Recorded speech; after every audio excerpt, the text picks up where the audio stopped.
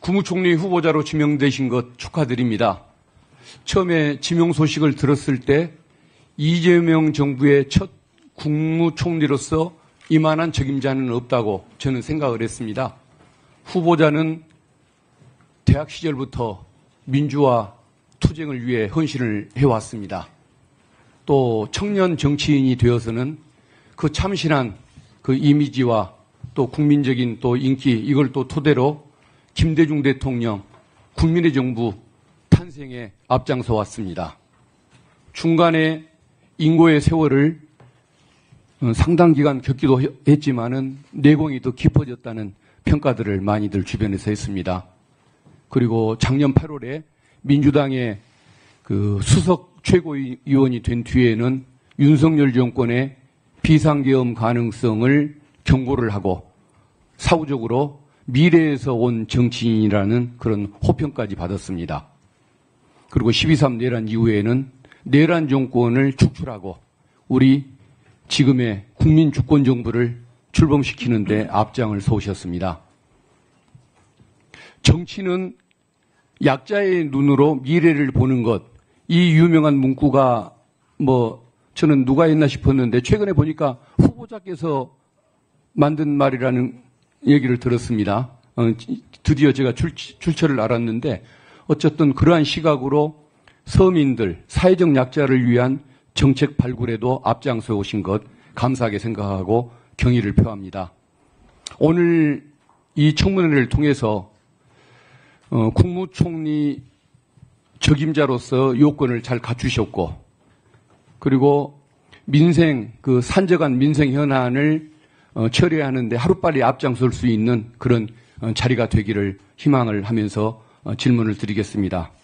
저는 처음에 오늘 그 정책 질의 이게 정말 중요하다고 봤습니다. 지금 대한민국에 쌓여있는 민주주의 회복 또 민생 회복의 이런 과제들을 생각하면 어떤 정책 질의 중심으로 나가는 것이 맞다고 생각을 했는데 좀 전에 자료 요구 과정, 의사진행 발언 과정에서도 봤듯이 후보자의 그 도덕성, 인격을 흠집내기 위해서 여러 가지 문제를 제기하고 있고 특히 공식적인 그 수입보다 어떤 지출이 더 많았다라는 이유로 몇 억이 차이가 난다는 이유로 이거 가지고 계속 그 의문을 제기하시는 시각이 있기 때문에 원만한 청문회의 그 진행을 위해서 먼저 이 부분에 대한 그 설명의 기회를 한번 듣고 진행했으면 좋겠다는 생각이 드는데 한번 설명을 해 주시겠습니까?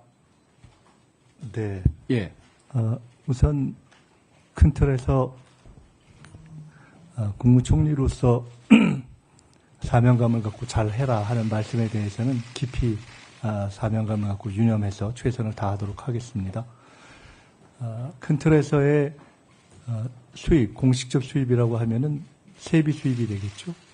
세비 수입 이외에 지출이 더 많다 하는 부분은 이후에 관심 있고 궁금하신 의원님들의 질문에 하나하나 답변 드리겠습니다만은 총체적으로 말씀드리면 세비 수입 이외의 수입은 축의금 또는 조의금, 출판기념회 2번 그리고 제 처가 장모님으로부터 이렇게 생활비 지원을 간혹 받은 것, 이런 것들 정도가 총체적으로 모여서 세비 외 수입을 구성했고 그 구성에 있어서는 일부에서 말씀하신 것처럼 한 시기에 몰려서 상당하게 현금을 쌓아놓는 그런 방식이 아니라 매해 분산돼서 조금씩 되고 그때그때 지출이 되었다. 이렇게 큰 틀에서 설명드릴 수 있겠습니다. 예, 알겠습니다.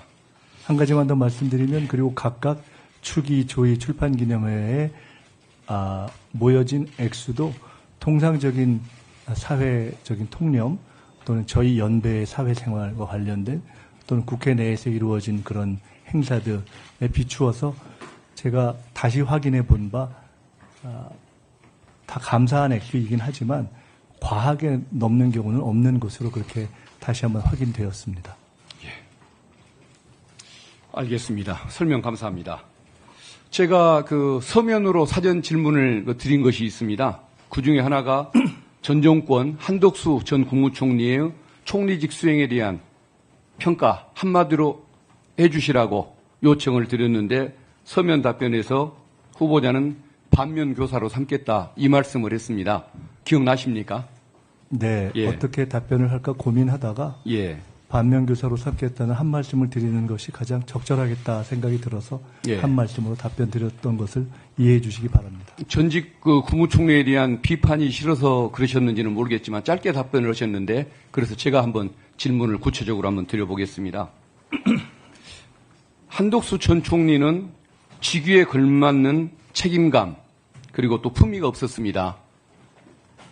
민생이 망가지는 상황을 그대로 방치를 했고 또 불법 비상계엄 등의 수많은 잘못이 있는데도 제대로 어떤 고개를 숙이거나 책임을 통감하는 모습을 보이지를 않았습니다. 그런 모습에 대해서 어떻게 평가를 하시겠습니까? 그에 대한 평가는 국민 여러분들께서 내리신 것이 아닌가 생각을 합니다. 개인적으로는 가장 아쉽게 생각하는 대목은 제가 총리 지명받기 이전에 국회의원으로서 가장 문제 제기했던 대목은 우리 국군이 걸려있는 미국과의 관세 협상을 앞두고 책임을 다해야 될 입장에서의 책임보다는 개인적인 정치 행보에 주력했던 것을 저는 가장 아쉬운 대목으로 생각하고 있습니다. 예. 그리고 한덕수 전 총리는 해야 할 일은 하지 않고 아니해야 할 일을 했습니다. 그 내란의 위중한 그 시기에 대법관, 헌법재판관 임명을 거부하고 또 하지 말았어야 할 그 헌법재판관 2명을 직무대행 권한으로 임명하겠다고 했다가 헌재의 제지를 받았던 그런 상황인데 이런 직권남용, 직무유기의 이런 행태에 대해서는 평가를 한번 해주시겠습니까? 대통령 그리고 대통령을 대행하는 상태에서의 직무대행의 가장 큰 의무는 헌법의 준수라고 봅니다. 헌법을 과연 준수했는가에 대해서는 이미 국민들의 평가가 계신 것이다라고 생각합니다. 네, 박근택 의원님 수고하셨습니다. 다음은 중요